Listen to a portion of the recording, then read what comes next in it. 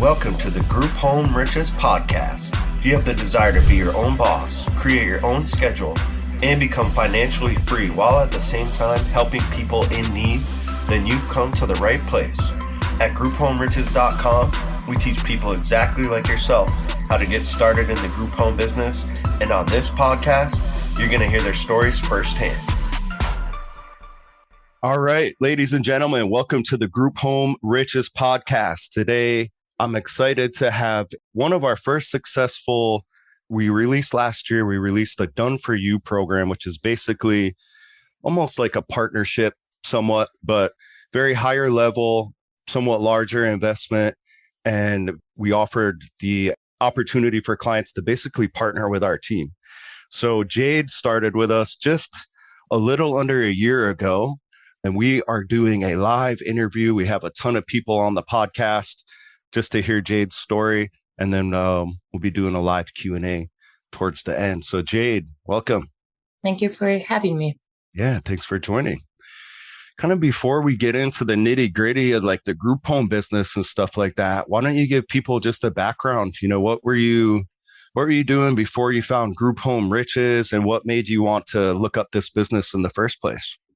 So I did social work earlier in my career, and then I had a family. We have 5 children and we were homeschooling. And so I have discovered you guys some years ago now, but just was busy with family life. And then I decided to take the step to reach out to you guys further and be guided by you and your team, just to do something for myself and assist the community within that process. And then also have my children see that there's something for mom to do as well. My biggest why. Mom was busy though. So when you first found us, when was that? It was in the year 2016 when we were in Costa Rica. We were living in Costa Rica. So 2016. So I followed you guys for a while. Yeah, one of the originals on our email list, I bet. So Jade's been with Group Home Riches before I have, believe it or not. But she was very busy. I'm sure you were like passively following, but it wasn't like you were really studying and like actively looking to start the business back then, right? Correct. I read through it all and then got sidetracked and then came back. Well, I mean, you had maybe not anywhere you needed to punch in, but you had a full-time job. Why don't you don't need to go into the exact details if you don't want to, but it's a little handful of kids, right? We had a handful of kids. Yeah, we're homeschooling in the process as well. So with all that, running this business now, here and now, it's possible to do all of that. Yeah. So to plug in the Done For You deal, it's like by working with you guys, you created those systems for me to do this homeschool, be focused with my family, but then also have this business as well. Yeah. So we'll get to all that, but exactly. Yeah. Yeah. So homeschooling. So basically a teacher, and the little people it's not like they're out of the house still. So you're still pretty busy with the home life, right? From 1 to 10, 1-year-old to 10-year-old, and a few others in between. Now, were you kind of actively, like, when did you start actively like getting back into the gold course and be like, all right, I'm going to go for this? So I started with you in September of 2022. So it was honestly, we drove through the night and I binge listened to the whole podcast again. So a month prior. So I would say end of July of 2022. Okay. And then I began with you in September. Beautiful. So we're following us for quite some time, but it was kind of, something in the background, something you're thinking about doing, but you got back into it, kind of binged the info, and then for like kind of thought about it for a couple of weeks and you pulled the trigger. Correct. Now, I know you were doing social work. When did you stop doing that? Geez, that was 12 years ago, before the children. So I worked with with youth. It was youth inner city youth going through the court system. And so it was I enjoyed it, but then the next chapter of family life began. So I've always wanted to assist the community. And I feel this is a great way to do it. Was that the main kind of thing that drew you to this business? Yeah, it was. Just sort of give back and get involved. Excellent. Have you ever done, was there ever any like real estate interest or business interest or anything like that? Or was it just the pure, you really just enjoyed kind of helping people out? Definitely owning our own businesses in addition was a perk. It is a positive for us and our family. It gives us our flexibility. And so, yes, I never dug deep into the real estate, but it was always in the back of my mind. And so once I learned about you guys, I figured it could merge and blend very nicely to have your own business, do the real estate, and then you assist those out in the world. I would say those are the two. If I had to estimate, about 80% of the people that I work with kind of fall into those personality traits. They're typically working in nursing or social work, or maybe they've worked in group homes, healthcare, some form of like helping people. But then they've also, after doing a couple years of that, correct me if I'm wrong, but those are typically not paths that you're going to become like financially free from or anything like that.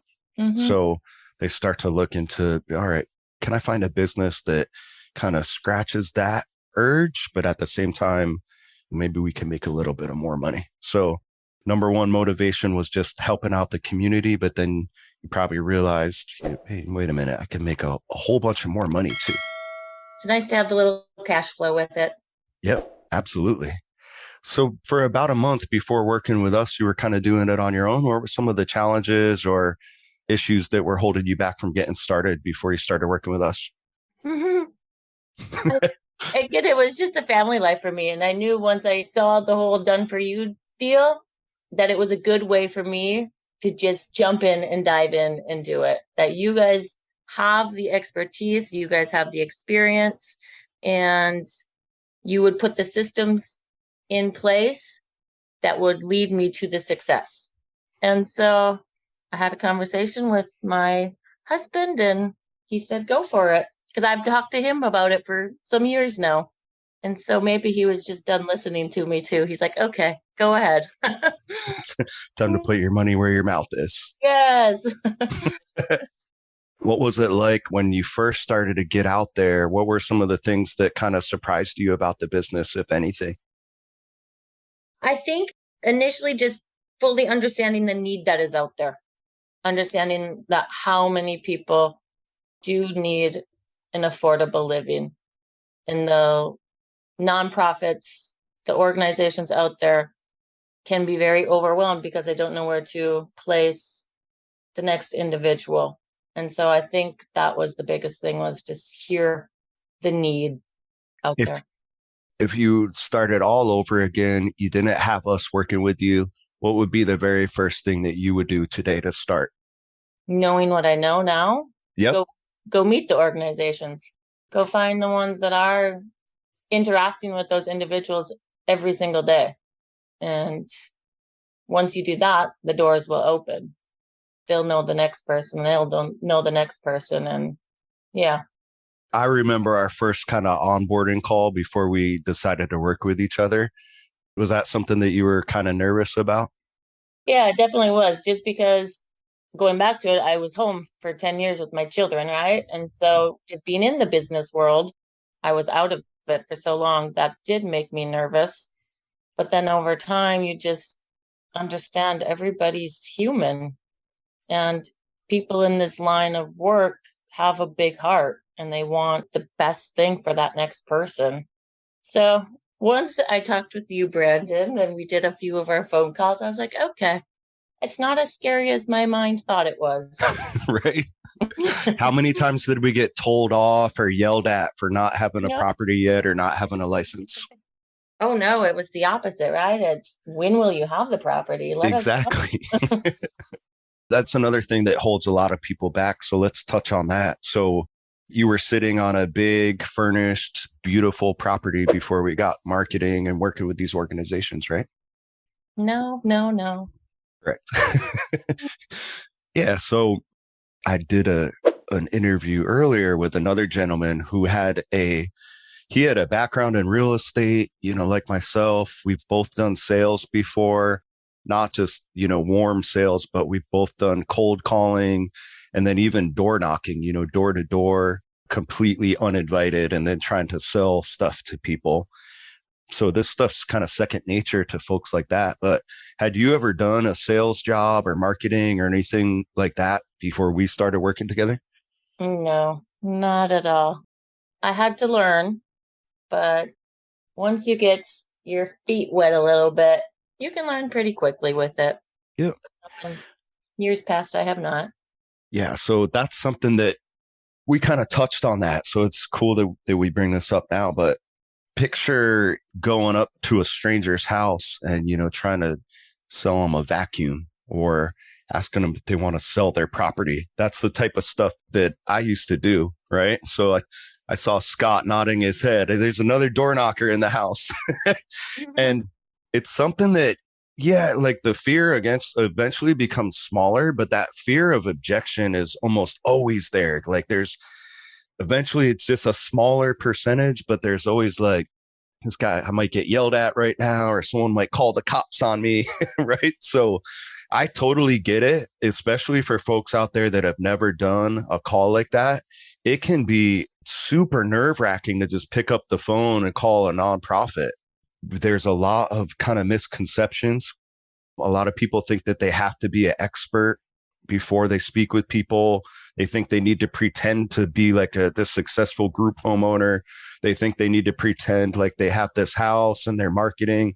And it's just totally not like that, right? Did you have those kind of fears and thoughts like that in your head before we started setting up meetings with you? Yeah, because you don't want to make yourself look silly, right? Look foolish.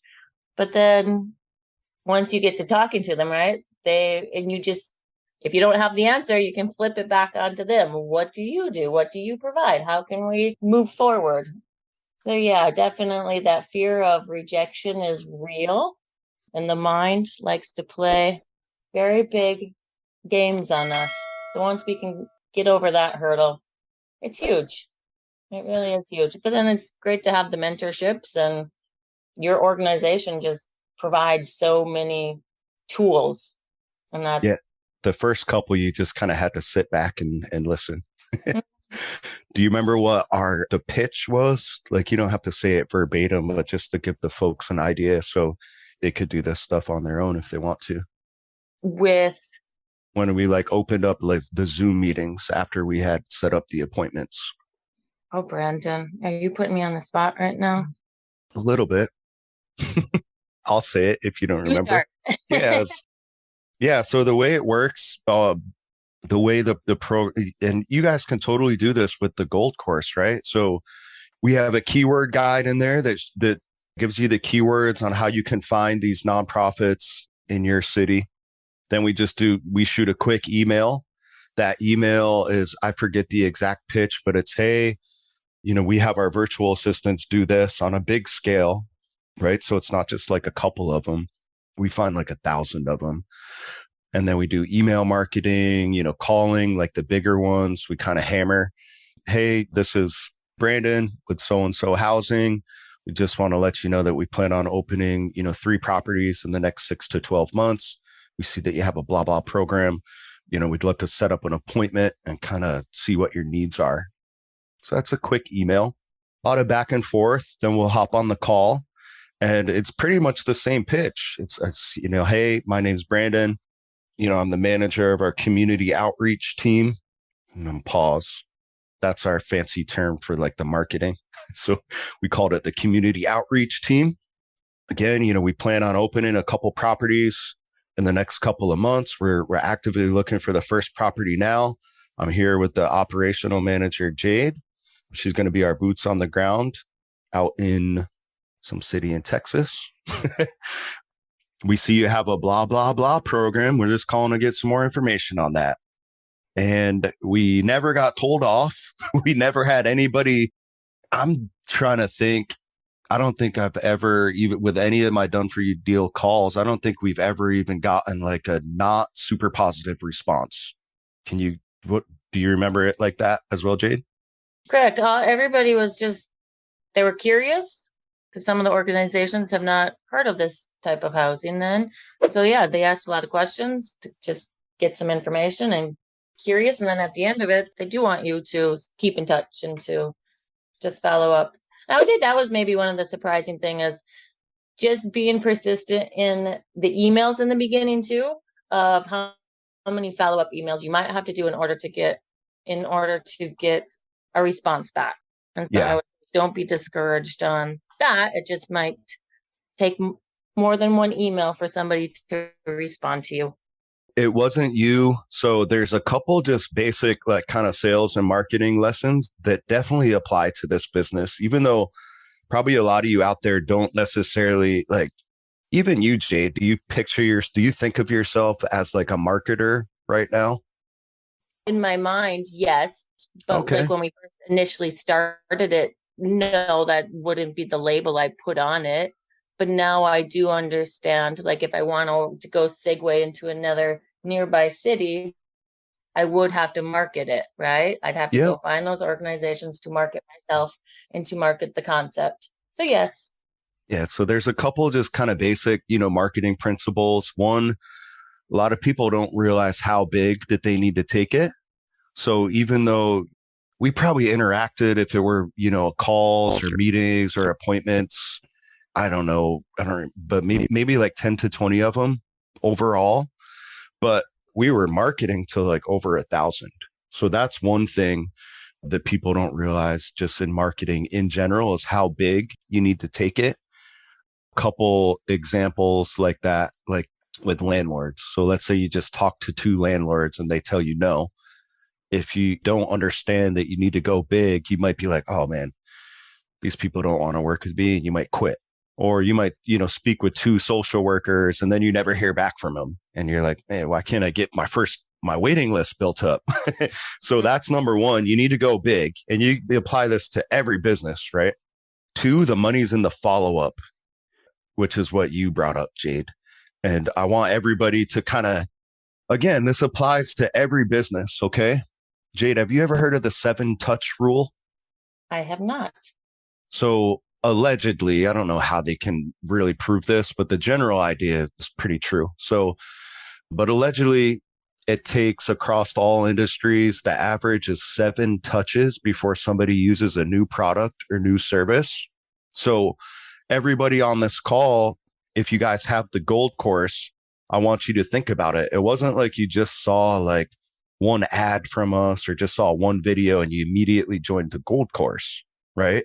You probably saw an ad, maybe went to our YouTube page, maybe watched a couple of videos, read some reviews, then you joined our email list. Then you maybe wrote us a question via email. Maybe you hopped on a free consultation.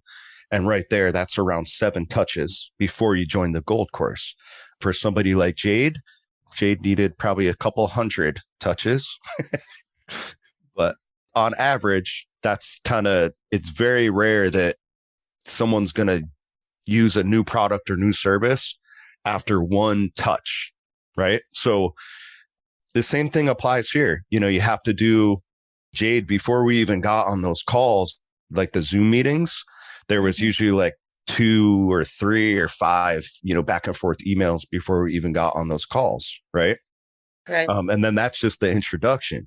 Usually, then you have to follow up. Like we might've been speaking with just like a social worker, and then they need to get on a call with the director, and then you need to go through it again. Then you're going to want to set up like an in-person meeting. Then you contact them when you get the property, and then they're going to want to show it. And then you need to follow up a couple times before they actually send you a client. So even with, the done for you program, it's not like you sign up and like we immediately have a bunch of contracts and a waiting list for you. We still have to do the work. Right. So yeah, so take these lessons. This is stuff that you guys can totally like apply on your own for sure. You definitely don't need to do the done for you program. Jade, it wasn't you, but one of the first, it was one of the clients right around the time when we were working with you, I went through and looked at our email chain. It was like 40 back and forth emails before we got a contract with this organization. Wow. So, yeah, so you hit the nail on the head. I guess it was something that was surprising to you, but definitely not for me, because anybody that's done sales or marketing, they know that you just got to constantly be following up with people. Just even on a different realm of it, of going away from email, right, is actually physically going into some of these organizations and let them see your face right away just to get the contact. And that has worked out well for me at this point as well. And this is something that we encourage everybody to do. I'll just say flat out right now, if you're expecting us to literally do all of the work and all the closing and just send a contract, it's possible, but not probable. Typically, people are going to want to do, and this is another marketing lesson for folks out there. And again, you guys can think of this in your own kind of habits, right? You do business, you get products and things like that with people that you like, right? It's very rare that someone's going to do business to business with somebody without kind of shaking their hands, especially a business like this. The organizations are definitely going to want to shake your hand. They're going to make sure that you're a good person, you're in it for the right reasons. So that's a huge takeaway.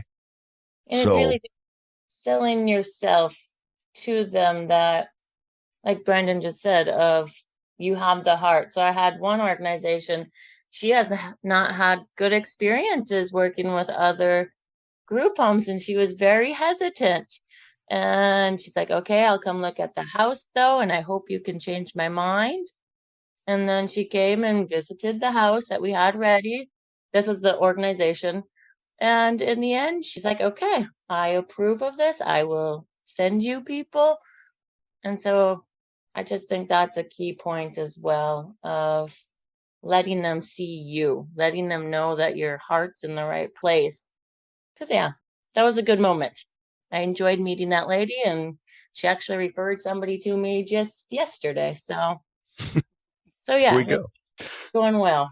Yes, you see it live just now. Perfect example. Meeting with them, shaking their hands. And the cool part about, I'm guessing the majority of the people on the call probably have a similar background. I'm guessing that out of the almost 100 people on the call, I bet you there's very few people that want to be slumlords out there. Yeah, anybody that kind of is actively looking up this business and kind of find us, even if they're not from like a social work or, healthcare background, they're real estate people that are kind of unfulfilled and they want to do something that actually helps the community. So that goes a huge way when you're quote unquote pitching these places, which, you don't have to think of it like being a car salesperson or something like that. You don't have to like say anything slick, but definitely tell your story, especially if you got like a background like Jade's. Did that contact that we were just talking about, did the fact that you had a background in social work and your main motivation was actually helping the community, do you feel like that helped you build rapport with that woman? I think so. And I think just being honest with her too. And yeah, just telling her, yeah, like you said, the story, and then letting her actually view the house and let her show like our house rules.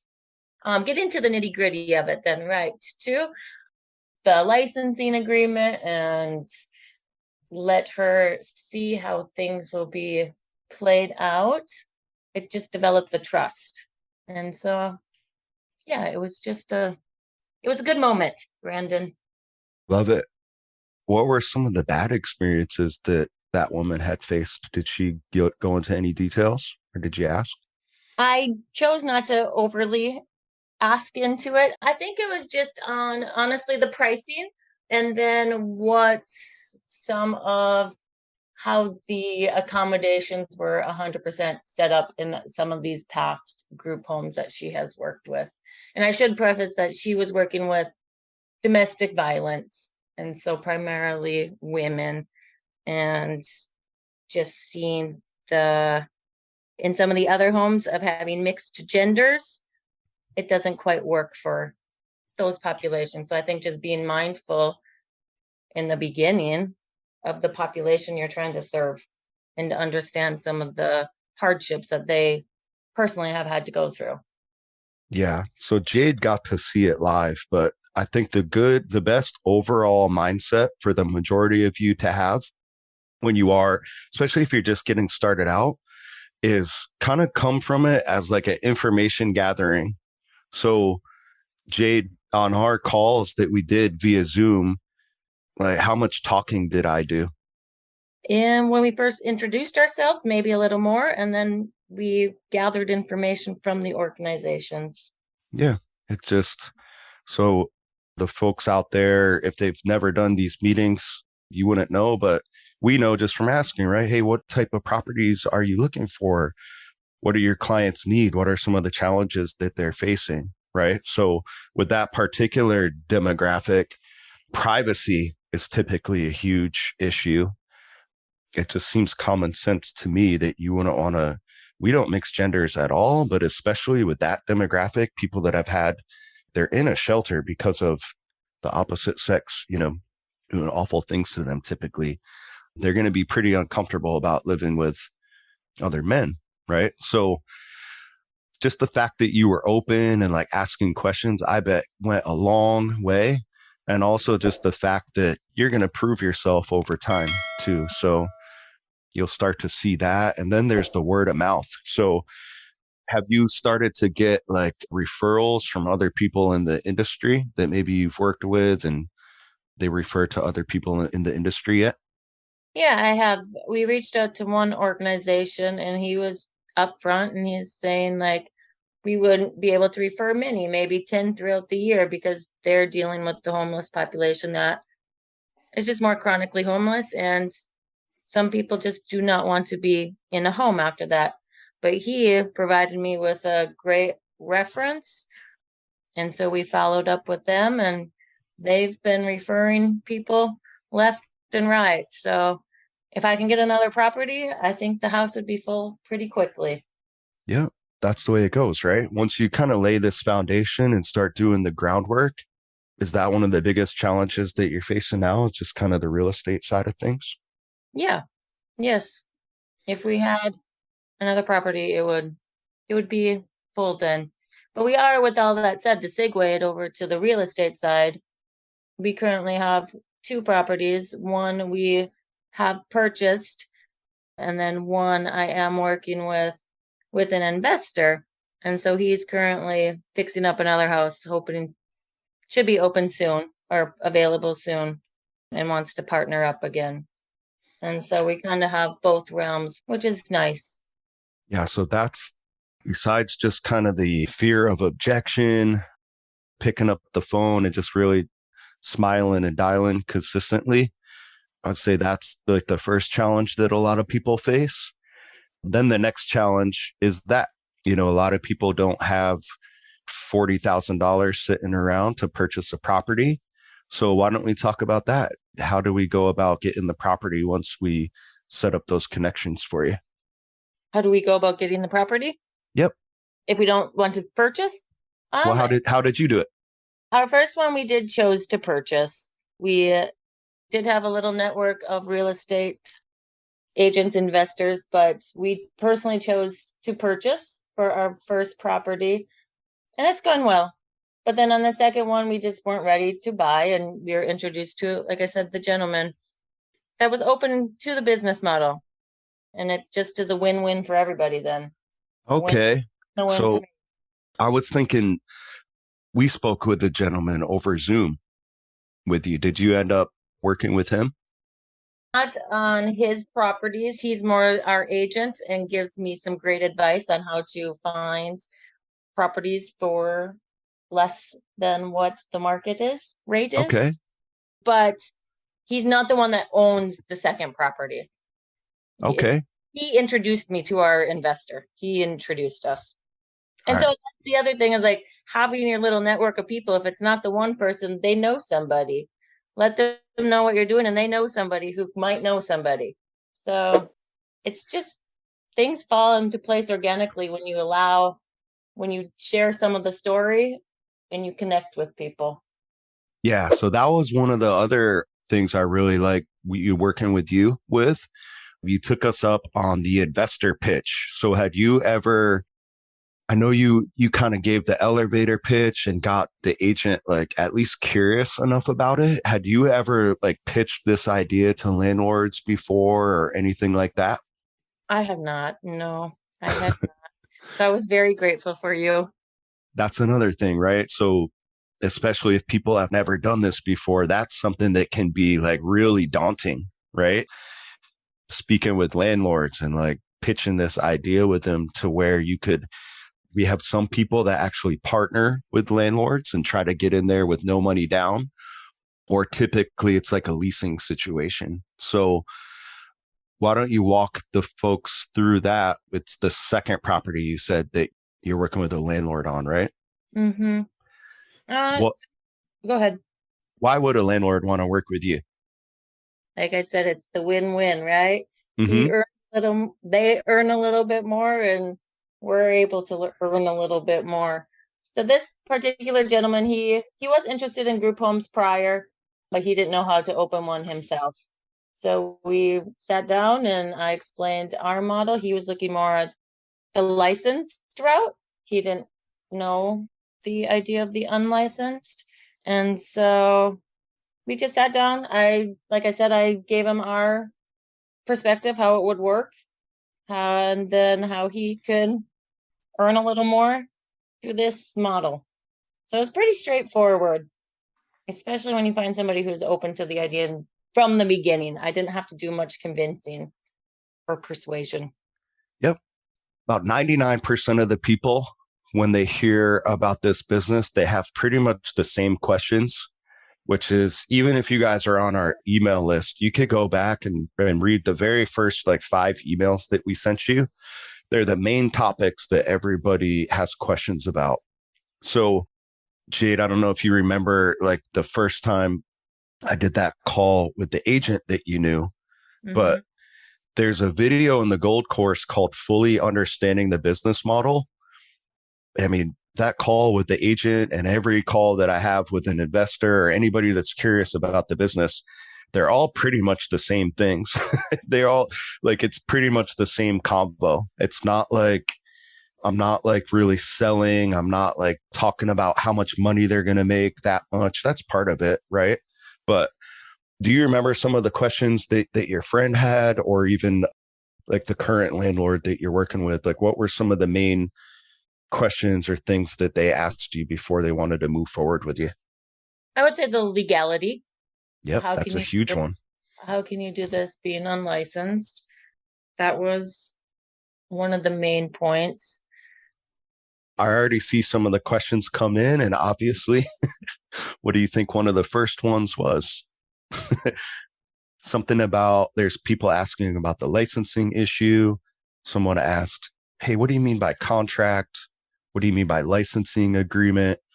Just briefly for the folks out there, why don't you just kind of break that down? Like for people that don't understand the legal side of things, how do you do this without getting a license? How does that even work?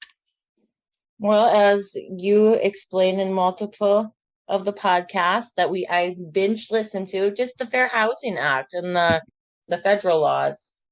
And as you say, they trump the state and local laws and not discriminating against individuals living in the houses. And I think the perfect examples are like college students. Why can we house multiple college students in a house, but not the elderly population? I think that's pretty clear right there. Yep, So that's a perfect example that I like to tell to people if like it's not really clicking. So yeah, everybody out there, you're probably in a city where they have, frat houses and sorority houses. Those landlords don't need a license or permission or certification or anything like that.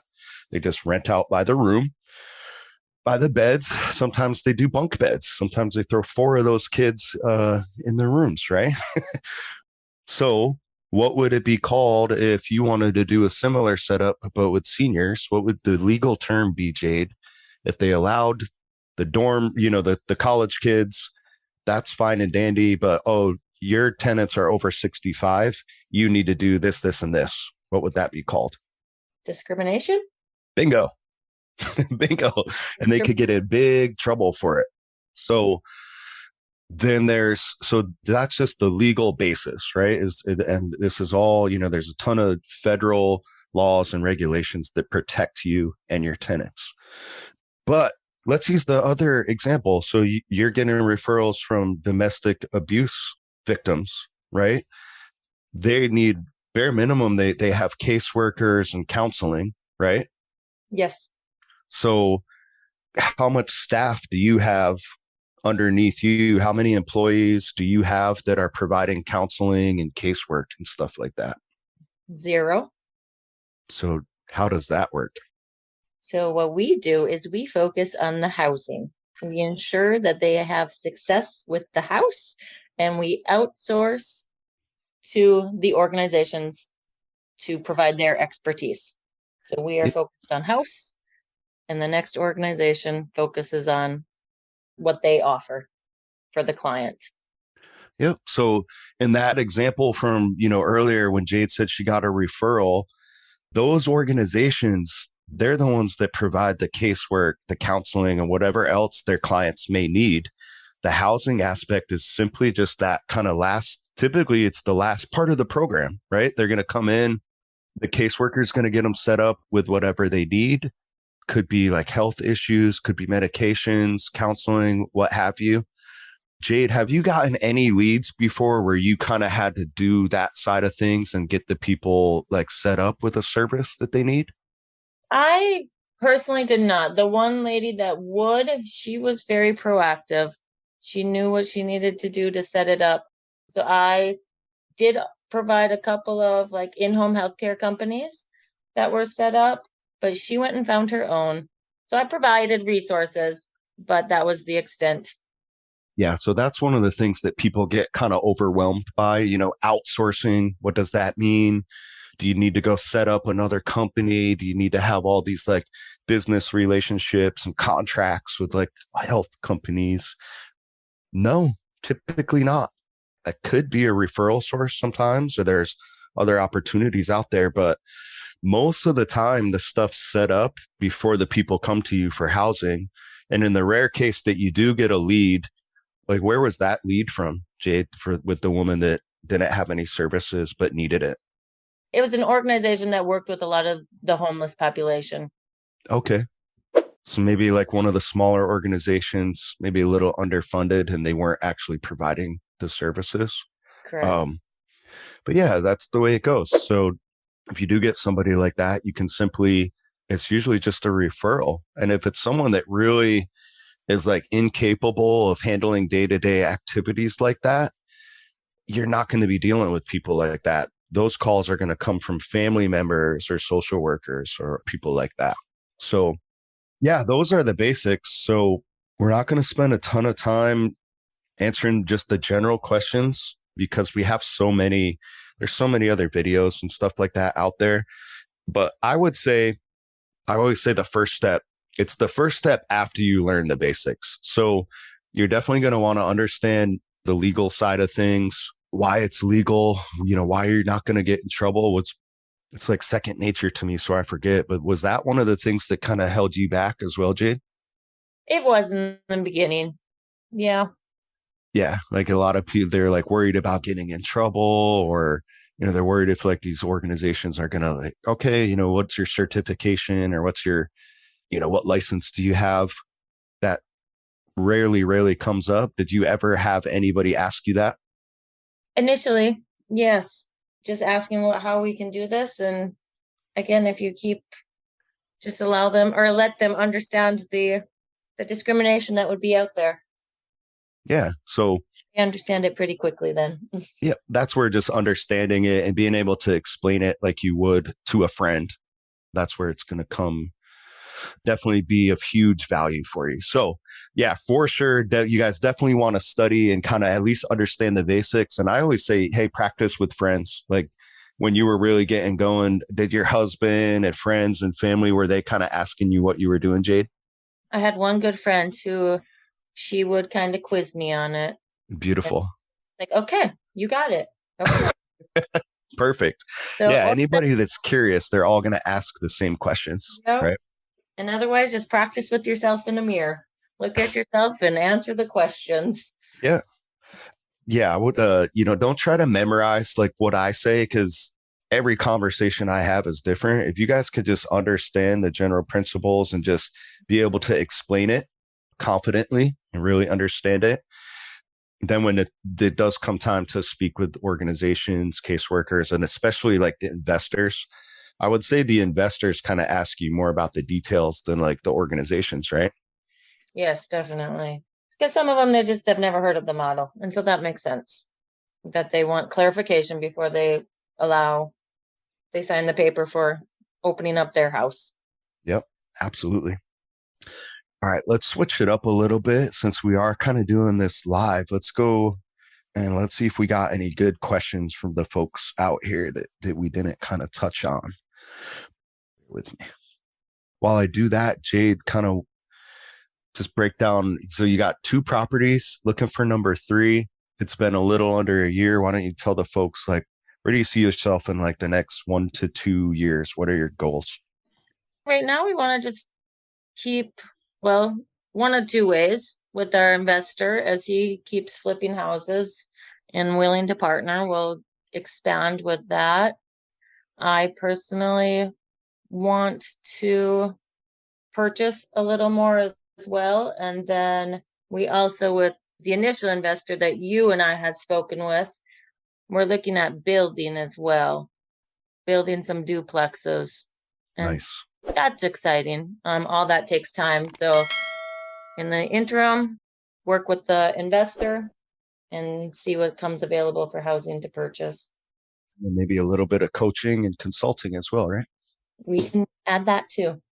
Yeah, we'll talk about this after we wrap up like the interview portion, a little exclusive for the folks that are live on the webinar. So Josiah has a good kind of just comment. I want to see if I know Andy always says this, but once you got that first one kind of under your belt, does it feel like it's a wash and repeat once you get the hang of it? Yeah, I would say so. The initial parts of it. So I would say I do, one of my houses is males and one of the houses is females.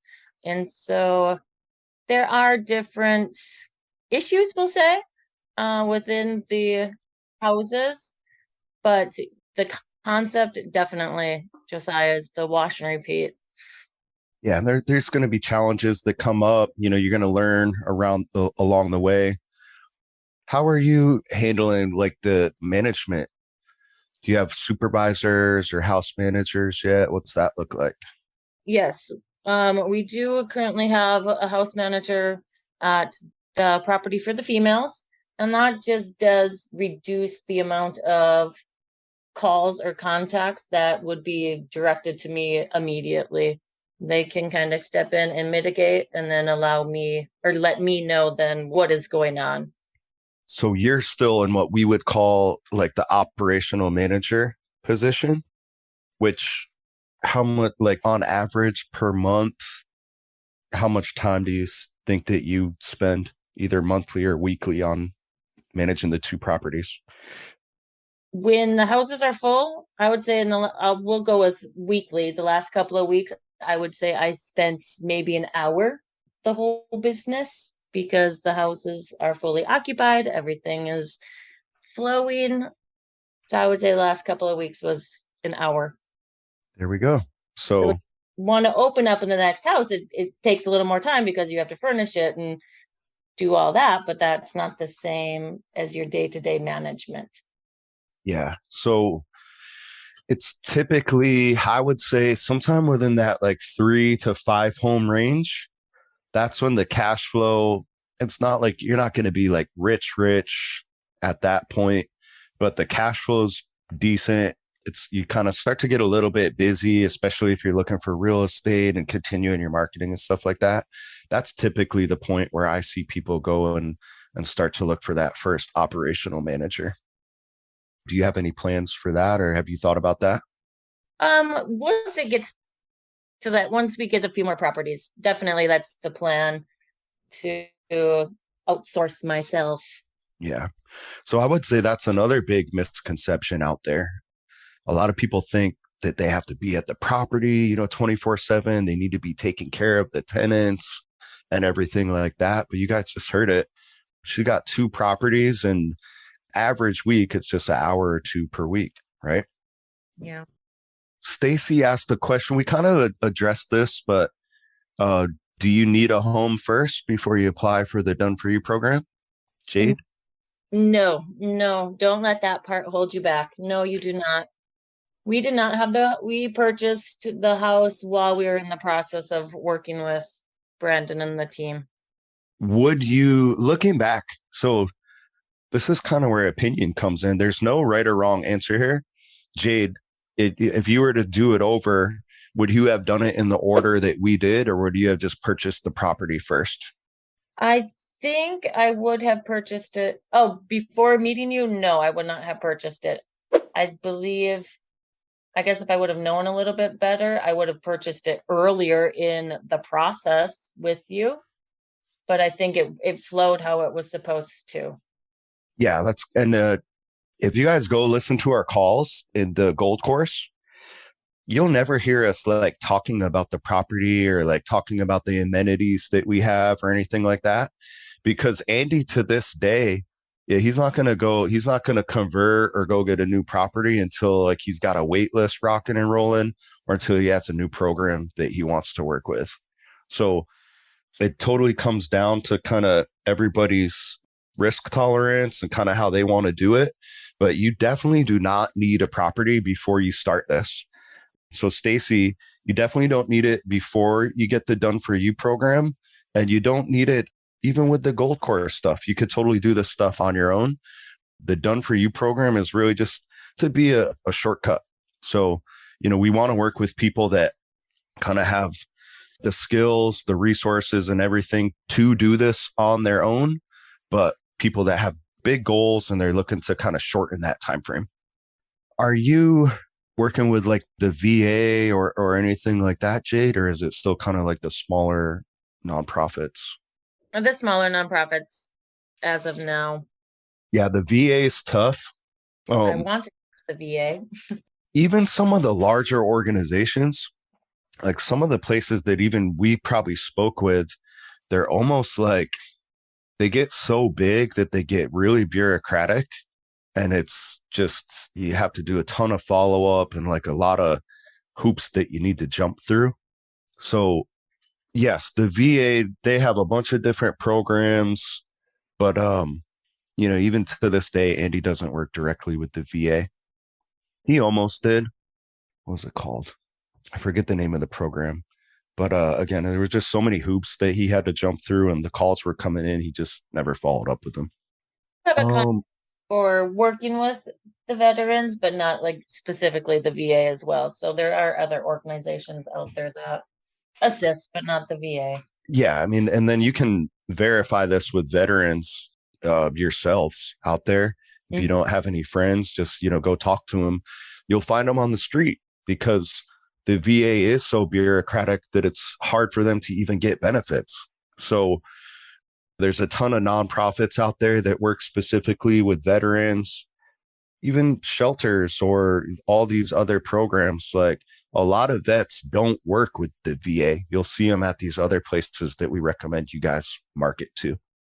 A lot of basics here, like the contract, licensing questions. I'm going to refer you guys to in the gold course. There's a video called Fully Understanding the Business Model. It goes in depth about the legalities of it, the type of contract that we use, the licensed versus unlicensed stuff. I don't want to get too much into the weeds on that. We've touched on the basics, I think, pretty good. The contract, though, like Jade, I'll let you handle that. So is it like a lease agreement that you're doing with your tenants, or what's that like? For the licensing agreement then? Yep. Yeah. So just basically allows, the simplest way that I say it, allows us the flexibility to come into the home when we need to, rather than the lease with the tenant. It can be short-term, long-term, and when the When the rules or the licensing agreement is violated, you are allowed to make the person be removed from the property, have them move out of the property. And so that is the overall gist. It gives you a little more control of your property rather than a traditional lease with the landlord. Yeah, it gives you a way more control. So that's again a good, really big bonus of the gold course is we just call it the tenant agreement in the gold course, but technically it's a licensee agreement. So the legal term is just license. We're simply licensing space to these. They're technically not tenants. You can call them guests or what have you. But yeah, it's definitely not a lease, and it definitely doesn't come with the rights to a lease. It's written heavily in our favor. Did you have any objections to that with the organizations? Sometimes we have to go in and tweak stuff, but did you have anything like that? Not objections, just honestly suggestions of certain things to add. Minor little things, but just little bits that they said to clarify. And Yeah, so, not objections. No, not at all. cool. And I used the one that you guys provided and tweaked it within that works for us. So, Yeah, that's like the basic that's like the standard one that we're going to start with. Yeah, some people may want to add things. You may need to tweak it depending on the situation, but by and large, that's typically, we're going to go with something that's very, very almost identical to that typically. A couple of questions about just average price. Are you doing, is it mostly private rooms or is it the shared like roommate situation? we're doing both. And so we do have private rooms that do run a little bit more, and then there are the shared rooms that are lower in price. For the shared, do you want to share like what your average price per bed is? We start at it's $650 for a shared room. So it's two individuals in a room. I am in, yes, the DFW area. So we are starting at $650, and then all bills are included with that. And then for the private? We're doing 1,000. Okay. Yep. It's pretty, there are some areas where it might be a little bit more, a little bit less, but I would say that's pretty standard in most of the cities across the country. It's a good question. So you've been at it for about a year. It's mostly, do you have long-term tenants or short-term? Have you figured out or have you thought of like what the average stay is yet? I would say for the male's house, when nobody's moved out yet, but the female's house has been more of a turnover. But I have the organizations to fill it right away. Yeah, it's like we kind of mentioned before, she's looking for the other property. So if there is any turnover, it's probably pretty quick. So I would say, like, with that being said, I'm just still learning to create that cohesive house, find those personalities that blend to help reduce on the turnover. So that's where a personal goal of myself is to create a more cohesive situation, not just throw anybody in that are gonna create more problems. That's a great point, and that's something that you're not really going to get from the gold course. You're going to get that from that has to be you, that's just something you need to learn in the field. We can obviously we can always kind of help to a point, but like you said, that's just something that you just get better at. Eventually you can kind of see who's going to vibe with who's going to get along. Are there any like specific intake questions that you ask when people are coming in that you found has kind of helped you? Not yet, to be honest, Brandon. Maybe you can guide me into some questions that we should ask. We're pretty we did it in the beginning just kind of via email. But what we like to do, just we want to see if they're agreeable in the beginning. So if it's someone that's kind of like they have an issue with like the house rules, or let's say we get someone that's on SSI And they're like, oh, I don't really want to go through a rep payee. I'll just pay you. It's like, no, like we don't deal with people like that. So we have those basic filters kind of built into the system right off the bat. Then it's kind of, there's ways you could do it technically. So you could do a background check, credit. You can do that. Andy and team do not. They just kind of, they talk to them. They'll do a showing. They try to get as much information as they can from the caseworker. And if there's any kind of like red flags, like off the bat, like attitude issues or anything like that, then they're just going to not follow up with that person. Yeah. You can kind of, I don't know. I guess eventually you just kind of get a sense for who's going to be trustworthy, who's going to follow the rules. You can kind of tell by the questions that they ask right off the bat. And a big red flag is like if they just, hey, I have a girlfriend that's going to want to come over. Is there any leniency on, the guest rules or anything like that? Or, hey, they say any questions like that, that's typically a red flag. So like I said, that's what my own personal, as we get more and more people and more houses, is to just personally do a better job at that part. There's also just kind of enforcing of the house rules. You definitely don't want to bend those. That's just kind of human nature. And probably one of those things that might be tough in the beginning, but people are if they can get away with stuff and they get a sense that you're not going to be strict with it, that's where things it could go haywire. But that's tough. I mean, that's a challenge. It's even to this day. I mean, Andy still has challenges with that. It's not like he's not a mind reader, right? So he still has people that cause problems, and he's just got to fall back on the agreement and give people the boot every now and then. But you also want to work with either the family or the caseworkers. In that case, we don't want to just kick people out all the time, but sometimes you have to.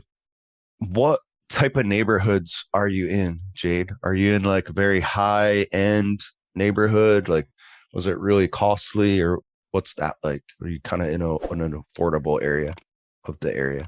The neighborhoods are on a more affordable level, areas that are turning or slowly turning into more desirable neighborhoods. But no, you want the neighborhood to just growing neighborhoods. The real estate term, and it's a great question from, sorry if I'm saying this wrong, but Fatmata lives in an area where the cost of living is high, wants to know if the program is doable. Typically, it's going to work wherever you're at. I would say where it's not going to work is if you're like out, like imagine like the really nice neighborhood, like new neighborhoods in kind of North Dallas, like Frisco, Jade. Mm-hmm. If that like wasn't close to a city like Dallas or something like that. So if you're out in the middle of nowhere that's just suburbs, there's not the need for affordable housing. That's where you could face some challenges. It's doable, but definitely going to be challenging. Or if you're in like Manhattan, but you can't find like a big house. It's just really small condos and stuff like that. Get out of there, go into the burbs. Mm-hmm. But other than that, in general, as long as there's a need for affordable housing, it can work in pretty much anywhere. You just kind of have to find that right area. Needs to be, in our opinion, close to a metropolitan area. And what Jade was describing was a transitioning neighborhood. So we like those C-class neighborhoods that are turning into the B-class neighborhoods. So picture those places where you see a lot of flips going on, where you see a lot of rentals to begin with. You want it to be affordable for you to begin with. And then you adjust to the market. So we do have some clients in like California, for example, where their average price per bed is like $850. So, but that's considered affordable in those markets. That's just kind of similar to that. Carol has a home in a subdivision, a little concerned about the neighbors. yeah, that's something that comes up. But in general, if you're in a neighborhood like that where there's already, renters, there shouldn't be any issues. And technically, just the legal side of things, even if your neighbors, this is the extreme example that I use to kind of hammer this point home. Let's say you are in a neighborhood that's a gated community, high end, ton of families in there, little kids riding around on their bikes after school. In theory, you could start a home for transitioning ex felons. You're protected. You're still protected by these fair housing laws and things like that we talk about. But Jade, would you want to do that personally? Absolutely not. No. Yes. So we want to get along with our neighbors 100%. So that's where a great question, Carol. It's kind of nuanced. I would say if it is in one of those nice neighborhoods, do the Golden Girls model. Might take a little bit more work and networking. You can't cast as wide of a net, but it could still work. This is a good question. Sorry, I forget, Jade, but you had an LLC, correct? Yes, we created an LLC. Yep. And that's, again, pretty simple process. You just you can file that through this Secretary of State. So if you're in Georgia, look up Secretary of State, Georgia, LLC, and it should pop up. And it's like that for every state. Avoid those third parties. They're going to charge you like $1,000 to do something that you can do very easily on your own. What about insurance? That's another thing that people kind of get hung up on. Jade, did you have to get like specific group home insurance? We did just your general business liability insurance. And then we have for the house that we're renting, we did get a renter's insurance for it, but that's the extent. Yep.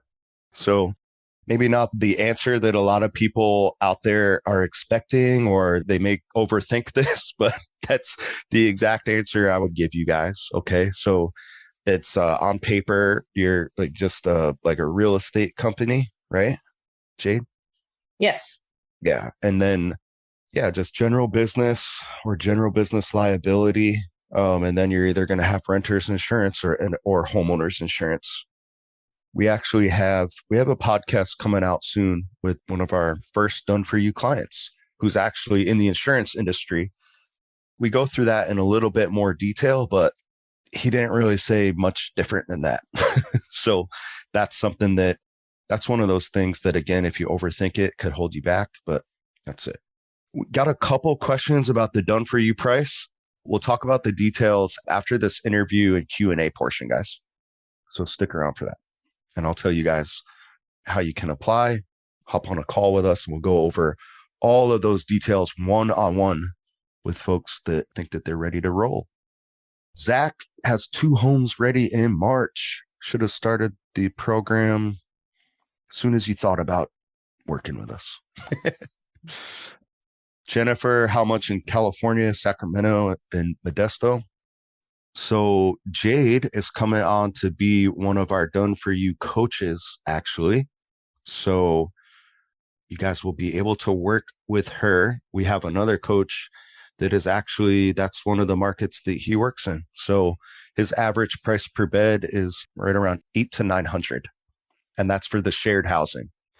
But Jade, don't get too pumped up because the houses cost like twice as much as they do in Dallas. It's all relative, right? Exactly. Yeah. It just kind of overall, like you want it to be affordable for you and affordable for your clients compared to the market. So Right. Bola asked about how do you get a house? We talked about that. You could partner with a landlord. Nexus has a good question. You want to drop just a couple of the basic house rules, Jade? Oh, the basic house rules.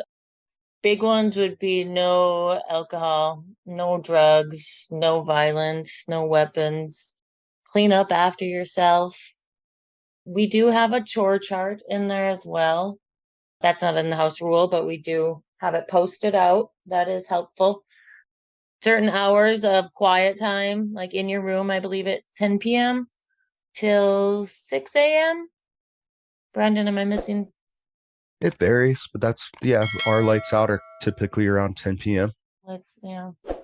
Yeah, and we have even in the tenant agreement, the licensee agreement, there's a couple that there's some verbatim in there that's kind of, I don't know. We've never been taken to court over it, but it's really generalized and kind of, like I said, heavily written in your favor. So it's like we have something in there that says, you can't start fights with tenants. You can't cause a disturbance. There's things like that. They're very general.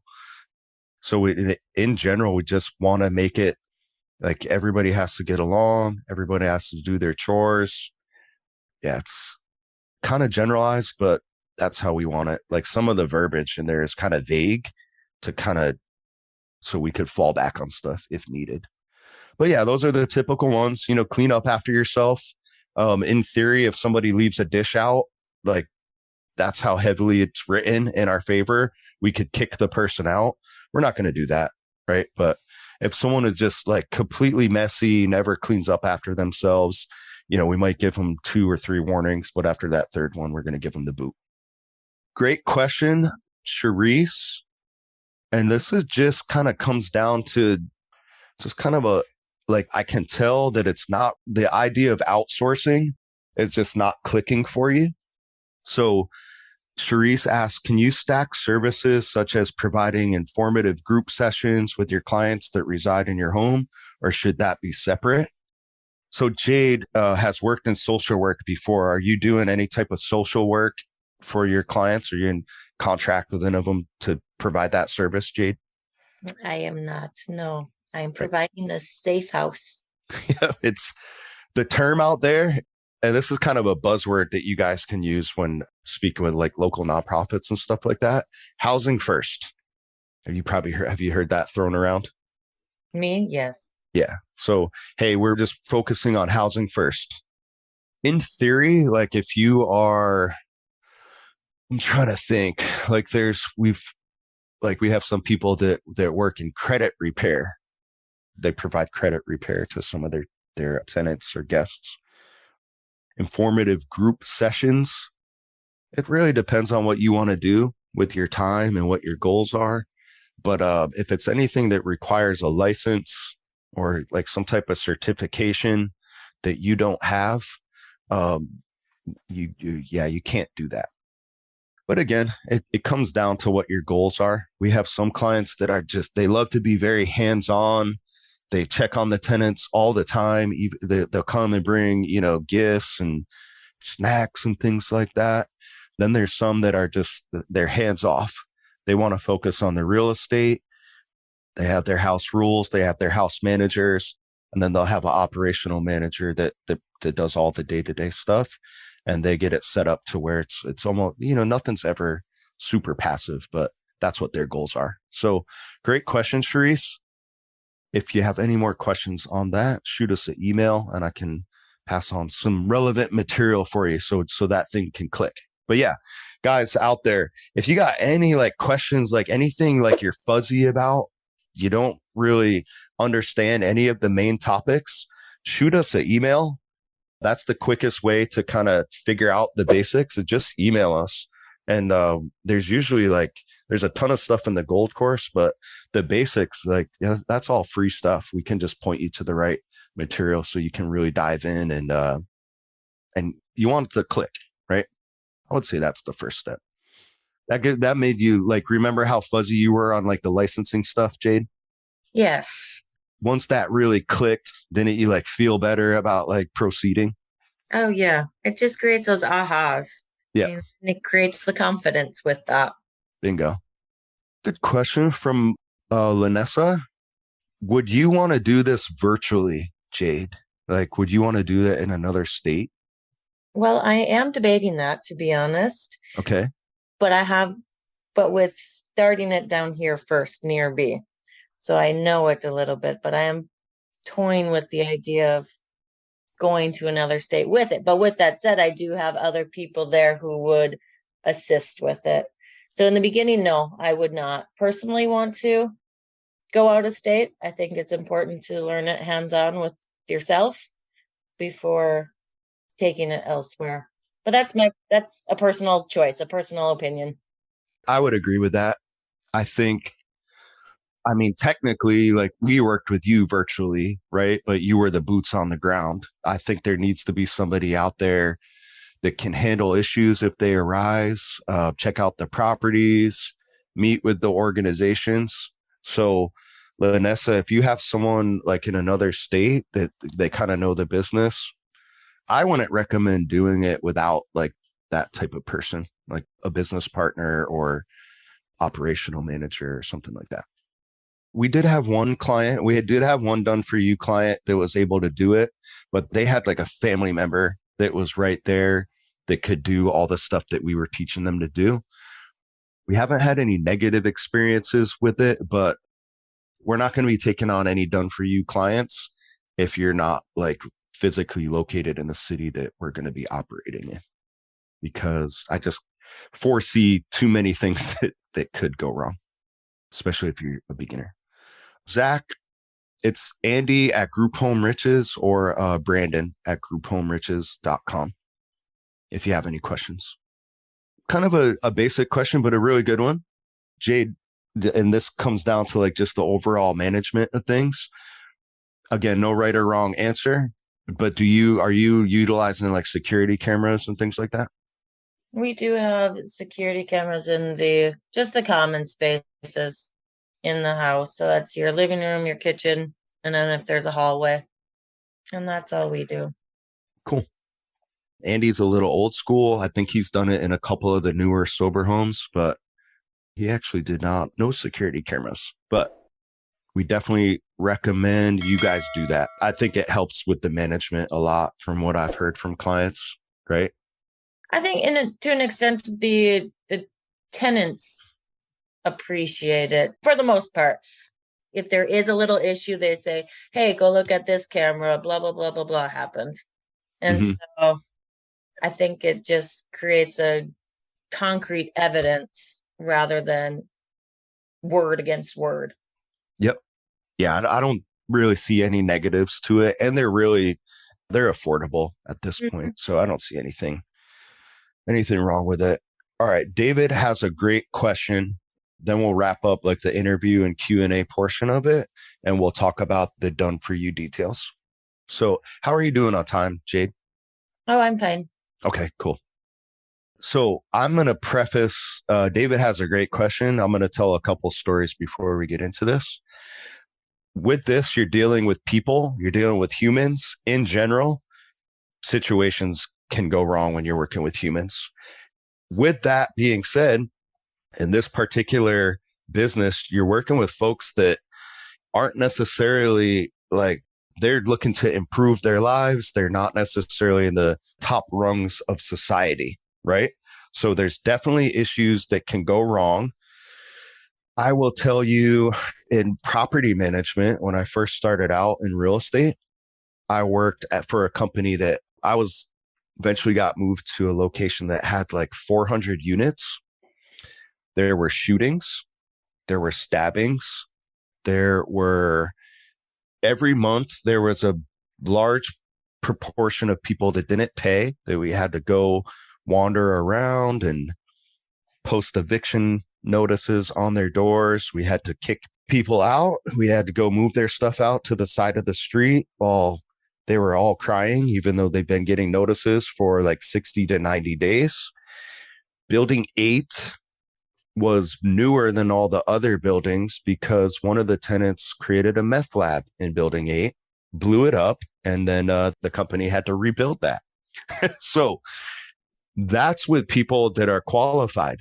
So those were people that had sufficient income, they had good credit, they had good rental history. With that, there was still a ton of crazy stuff that could happen, right? And it's just a numbers game. We're talking 400 units, families, that amount of people, crazy stuff's going to happen. Jade hasn't scaled that much, but I think the worst thing that happened to Andy in the shared housing, one of the tenants was a victim of a drive-by. Okay. So definitely things can go wrong. So we do have systems in place though to kind of minimize that, right? So we have guaranteed payments typically. We have the cameras, we have the house rules, we have that tenant agreement we can always fall back on to kind of, there are problems, we can just get them out of the house as quick as possible. So that being said, David had a great question for you, Jade. What's the worst thing that's happened with you while dealing with a tenant so far? Well, the biggest issue was we do not provide food in our houses. So the biggest issue was so and so ate so and so's food. And that has just been the issue, was eating the other tenant's food. And that's all we've really had to deal with. Personally, I've never felt unsafe going into any of the homes. I don't know if that was part of the question. So nothing's personally happened to me. As far as the issues in the house was just people eating other people's food. Yeah. And it's just, I would say Andy can verify this as well, since he does a ton of rentals as well. The majority of times I speak with Andy and he's stressed out, it's from his rental properties. So even though you are dealing with people that are kind of lower income, a lot of them do have issues. These systems that we have in place really do kind of minimize like the bad stuff that could happen. So that's a perfect example, Jade, of just kind of like these day-to-day activities. So how did you handle that when so-and-so ate so-and-so's food? Oh, we discussed it and then they reimbursed, and that's that. This I'm laughing because there was a great comment that happened here that popped in. That happens at corporate America jobs. People eat each other's foods, right? So this is like basic management stuff that you might have to deal with, if you work at the HR department and some corporate job. Great point. And that's kind of to my main point. You're dealing with humans and we are flawed species. So there's definitely stuff that could go awry. So then with that said, though, within the tenant agreement, in essence, you can be very firm of you are stealing somebody else's property. So if it continues to be an issue, it gives you the control, the power to kick that individual out if needed. It sounds harsh over food, but that shows the importance of the tenant agreement. Yeah. So we got a little bit of pushback on that. So basically you do nothing at all. You were taking care of that as soon as that comment came in. That's where, again, it depends on the situation. Something like that, we would give a warning, where we may like report it to the caseworker and kind of let them, we'll follow up with the tenant. Hopefully the social worker or caseworker or family member that we're working with, they'll follow up with them as well. But again, it's back to the systems. Like if you want to run like a really, really tight ship, yeah, and in theory, you could kick that person out immediately. And it's to your point, right? Like we don't provide food. It's like, does that person have food stamps? Do they know about the programs that are available? That's something that we could help that person with if they don't have anything like that set up. But there's so much programs and things like that out there for people. I'm guessing they could have been a mistake or it could have just been some late night cravings. But is that a continuing problem, or was just one issue like that? Was that enough and the behavior was corrected? Well, we did have to contact the caseworker after that, and they did have to come in and talk to, and so it did have to have a couple conversations. Okay. Yeah. And that's the beauty of the system, the kind of rules and everything like that. Last question that we'll handle, and then we'll wrap up this portion of it. Someone asked about, can you do this with apartments? It's going to be on our YouTube or one of the previous webinars that we did, but that is actually something that Andy has transitioned into. In theory, you can do shared housing, but he's typically just there's a lot of vouchers. There's a lot of programs, HUD-VASH, Section 8. There's a lot of related organizations and programs like that out there for folks that either need or want a single unit. if you get a big apartment building or, multifamily property or something like that, there's so many advantages to having something like that. Andy's just going to contact typically the same organizations that he's getting referrals from and, he's made connections with. And instead of doing the shared housing model, he say, hey, I'm open to this 100 unit. And, we're open to single units. And yeah, so you can, short answer is in theory, yeah, you could do shared housing, but with the apartment buildings and multifamily stuff, we'll stick with the single family stuff. And it's basically like having a subsidized rent. And there's so many advantages to multifamily, like depreciation. Even if you're only getting 200 or 300 per door, when you have hundreds of doors, that's still a ton of cash flow, right?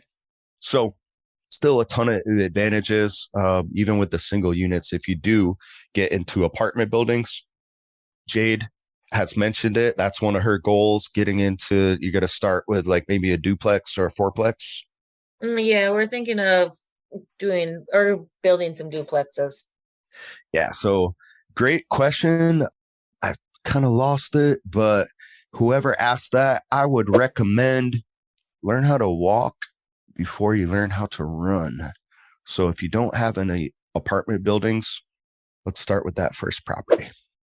So we'll wrap up this interview portion. Jade, stick around. Everybody else, stick around. If you're catching this on YouTube or on the podcast, make sure you sign up at grouphomeriches.com so you get our emails and you can catch the next live webinar. Jade, do you have any parting words for the folks out there that are listening to this in the future on the podcast? If you're ready for it, just take the step and do it. Reach out to the organizations, and once you meet somebody, like I said, they'll know the next person. And so ask the questions and do it. Beautiful. And for folks out there that are interested in working with Jade and us with the Done For You program, reach out to us via email. Again, at least bare minimum, sign up for the free material at grouphomeriches.com. Check out the gold course and coaching and website development if this is something that you're serious about.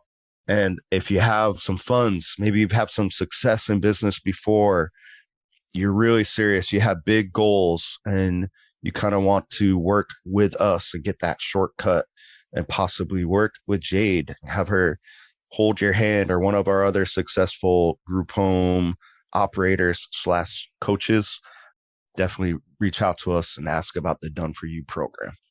We are going to go into details about that. Jade, thank you for joining us again. And we will wrap that up right now. So, all right. Thank you.